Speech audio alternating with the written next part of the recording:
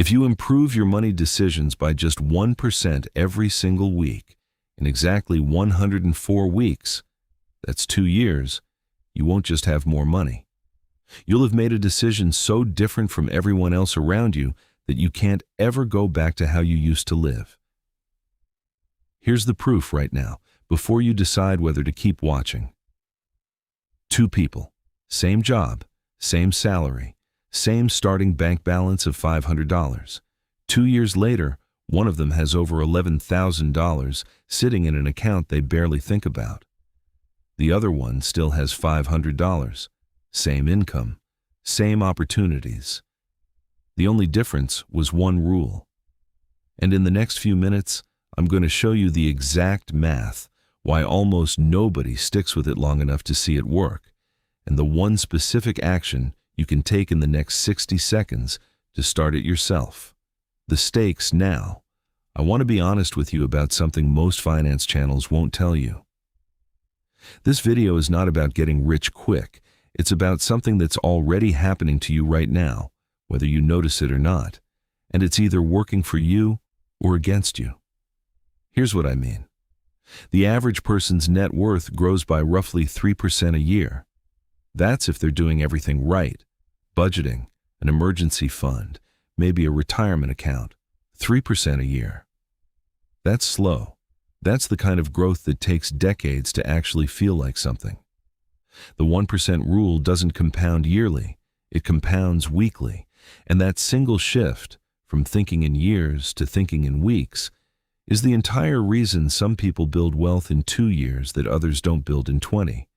Not because they earn more, not because they got lucky, because they changed the unit of time they were measuring progress in. If you're currently only reviewing your finances once a year, at tax time or on New Year's Day when you make a resolution you'll forget about by February, you are, without realizing it, choosing the slow version of this game. And I want to show you exactly why that's costing you more than you think. Chapter 1. The foundation. The math. Let's start with what the 1% rule actually is, because I want you to understand this well enough that you could explain it to a friend by the end of this video. The rule is simple. You improve one specific financial behavior by 1% every single week, and you let that improvement compound instead of resetting it back to 0. That behavior could be your savings rate. It could be how much you're cutting from unnecessary spending. It could be the number of hours you spend building a skill that increases your income. The specific lever matters less than the mechanism, because the mechanism is what does the heavy lifting. Here's the math, and I promise this is the only part of the video that feels like school. If you take $1 and grow it by 1%, once you get $1.01. Not exciting. Nobody's quitting their job over 1 cent. But here's what most people get wrong. They imagine that if you do this 52 times in a year, you'd have something like $1.52. Just add up the 1%, right? Wrong.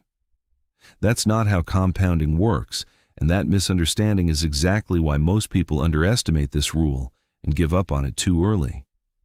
When you compound 1% weekly, you're not adding 1% 52 times.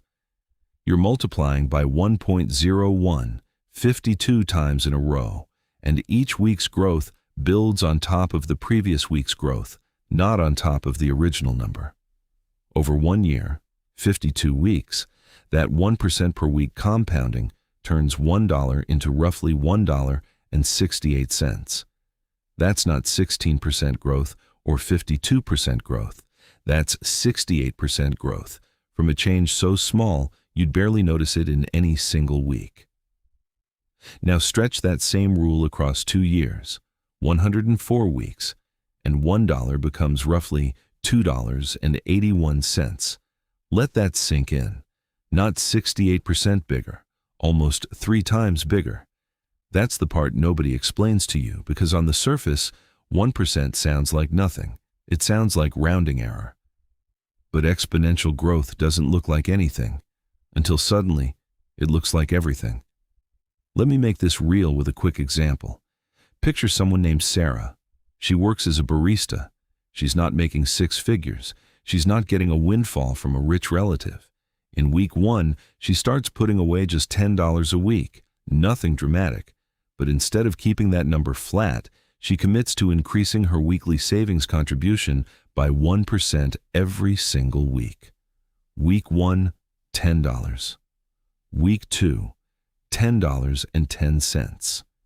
It's laughably small at first, but by week 50, that same 1% weekly increase has her contributing over $16 a week.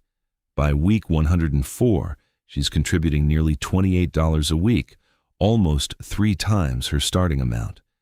And because each week's contribution was also sitting in an account earning its own growth, her total balance isn't just the sum of what she put in. It's compounding on top of compounding. That's the foundation. 1%, applied weekly, not yearly. Small enough to feel meaningless in any single week. Large enough, over 2 years, to separate you from almost everyone else who's still measuring their money in annual resolutions. Chapter 2. The hidden reality, the shock factor. Now here's the part of this video that actually matters more than the math. Because knowing the math isn't what makes people rich. Surviving the part where the math doesn't feel real yet, that's what makes people rich. Here's the hidden reality nobody tells you about exponential growth. For the first several months, it looks like it's doing almost nothing. If you plotted out the 1% rule on a graph, the first 12 to 16 weeks would look almost flat.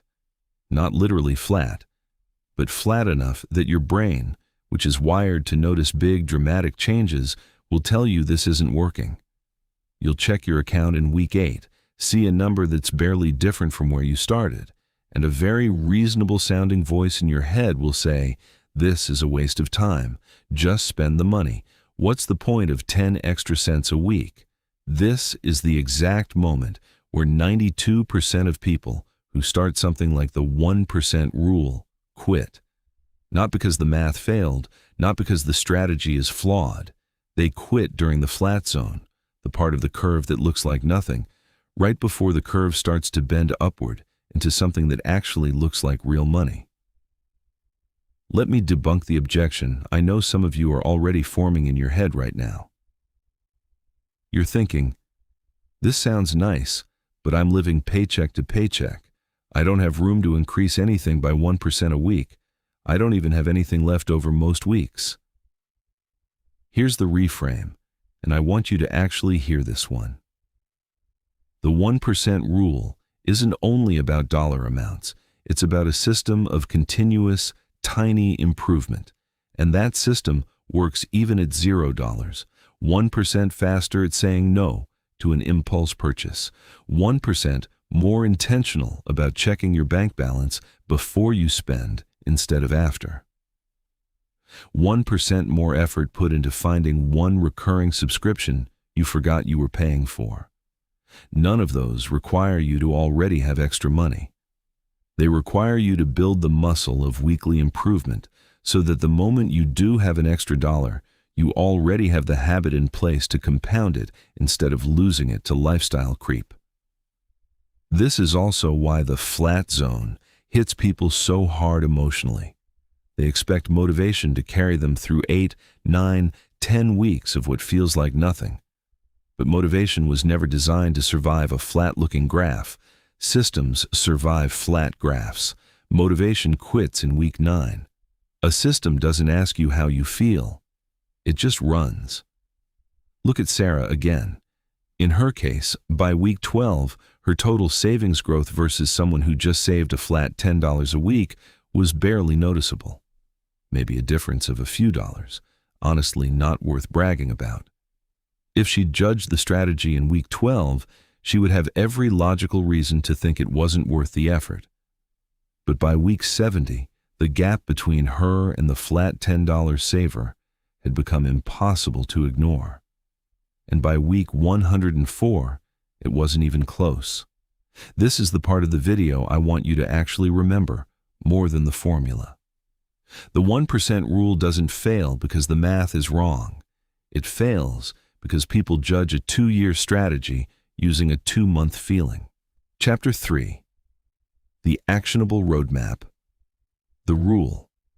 All right, let's turn all of this into something you can actually start today, because information without action is just entertainment, and I don't want that for you.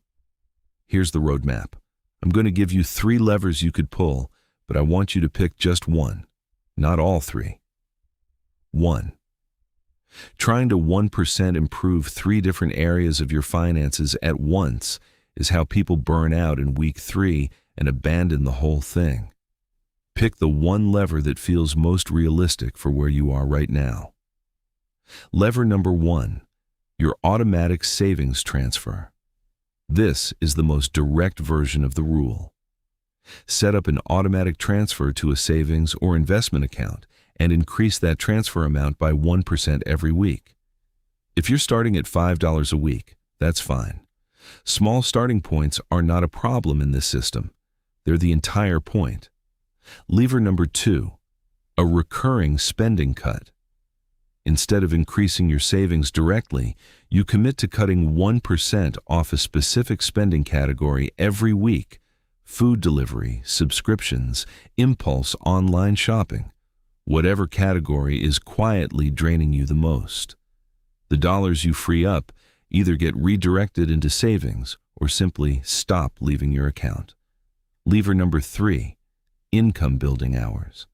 Instead of touching your spending or savings at all, you commit to increasing the weekly hours you spend building an income-generating skill, freelancing, a side hustle, a certification, by 1%. This lever takes longer to show financial results, but it compounds into something the other 2 levers can't: your actual earning capacity. Whichever lever you choose, here's how you track it, and I want this to be dead simple, because complexity is the second biggest reason people abandon systems like this. 1 number, 1 column. Whether it's a banking app note, a single cell in a spreadsheet, or a sticky note on your fridge, write down this week's number, and next week, increase it by 1%. That's it. You don't need 12 categories. You don't need a color-coded budget. You need one number that goes up every single week, without exception. Let me give you a second case study, because I want the roadmap to feel real, not theoretical. Imagine 2 coworkers, both earning the same salary, both starting with 0 savings. One of them decides to save a flat $50 every week for 2 years. No increases, no changes, just consistency.